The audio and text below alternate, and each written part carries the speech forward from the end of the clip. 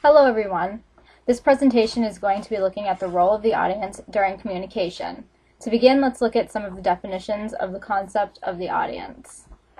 An audience is a group of persons who listen to a particular communication string that is delivered to them. In fact, an audience is an abstract concept of persons who use a medium to receive information, and it is made up of individuals, but they are viewed as a collective group. Consequently, it is very difficult to know and anticipate audiences' needs, as individuals do not have the same knowledge of the conversational subject, do not have the same wishes and desires, and most importantly, do not assimilate or interpret the message delivered to them in the same way. The second definition is an audience can be made up of an infinite variety of different sizes and different topologies. It can be a group of similar people or a combination of different groups of people. What is important to understand from these definitions is that the audience can be made up of anyone, and even if a group appears to be similar, each person still processes the information in their own way because each person is an individual. Okay, next we have classification of audience. These are just some general breakdowns to help get an idea of the type of audience you are dealing with. We have the lay audience, people with no special knowledge of the subject matter, but who are interested to learn new information. Then the managerial audience, people who need new or more information on a certain topic in order to make business decisions. Expert audience, people who possess much information on the subject matter, who are interested in listening to the latest scientific discoveries in the field. Another classification based on environment would be academic and non-academic audiences. An academic audience is considered any kind of audience that is supposed to grade the speaker. A non-academic audience is one that listens to the presentation for other reasons than to grade the deliverer. These are just some basic understandings of audience type. Next, we have why is this important? Understanding these things about the audience is important because it is part of audience analysis. Audience analysis is a task that is often performed by technical writers in a project's early stages. It consists of assessing the audience to make sure the information provided to them is at the appropriate level. Audience analysis helps you to better understand your potential audience, and the better you understand your audience, the higher your chances are of successfully communicating to them, because then you can be on their level. A speaker should aim for an active audience over a passive one. This determines success.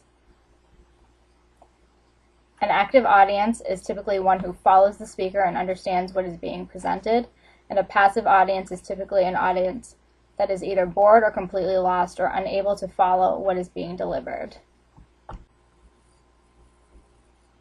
Okay, let's dig deeper. Audience analysis is a very thorough and calculated thing, in which many aspects must be taken into consideration, and information gathered about the audience must be considered to be as accurate as possible. Some of these things include the audience's age, sex, cultural background, educational background, economic status, religious beliefs, and political beliefs. How much the audience knows about the subject being presented is important as well. The level of understanding from the audience then influences how the message is structured. The way it is presented will be different depending on if the audience is made up of novices, specialists, or experts. All these factors influence the speaker, the tone, and structure of the conversation. If you can't connect with the audience, then your chances of miscommunication greatly increase.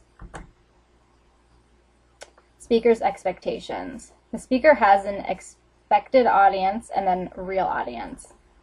Through audience analysis, the speaker will form their message accordingly based on what they expect the audience to be like.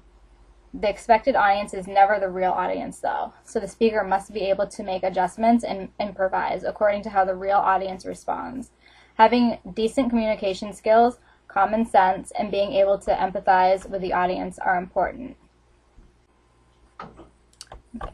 Then there are the audience's expectations. Each audience has their own set of expectations, but they typically include the message, the informational content, how it is presented, time, and the speaker as a person, as in their reputation, credibility, and communication skills.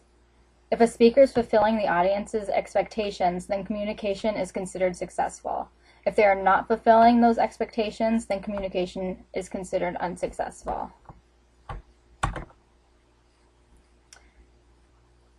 The audience decides. These are some of the key points to successful communication with an audience. Catching attention and motivation. If the audience isn't motivated to be there, or you haven't captured their attention, then it is likely they will lack focus on what is being said.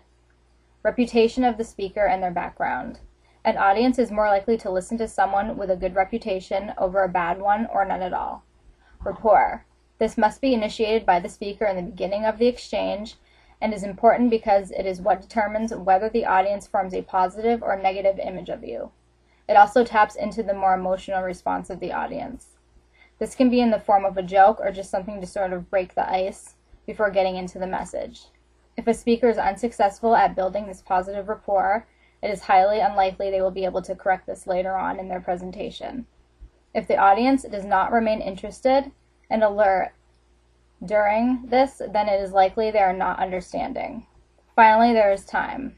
The speaker and audience have essentially agreed to spend a certain amount of time together. If this is not followed, it can have a negative impact on the audience. For instance, they may lose interest or grow restless, leading to communication failure. The audience's role in communication. They shape the structure of the message depending upon the information gathered by audience analysis. They determine whether communication was successful. They control the flow of the message through feedback leading to adjustments made by the presenter. And they have expectations that need to be met that outweigh the speaker's expectations. Basically, the audience is in control and determines whether communication is successful. The speaker speaks their message and the audience responds through feedback, whether that is showing signs of boredom, disinterest, intrigue, motivation, excitement, or lack of understanding. Someone giving a presentation never can fully know how the audience will respond. Through audience analysis, a general idea can be formed to help the presenter structure their message, but in the end they are at the mercy of the audience and must be able to adapt if they want the communication of their message to be successful. This means that even if a person has outlined an amazing presentation, it can still fail if it isn't catered correctly to the audience. I hope you enjoyed my presentation on the role of the audience. Thanks for watching.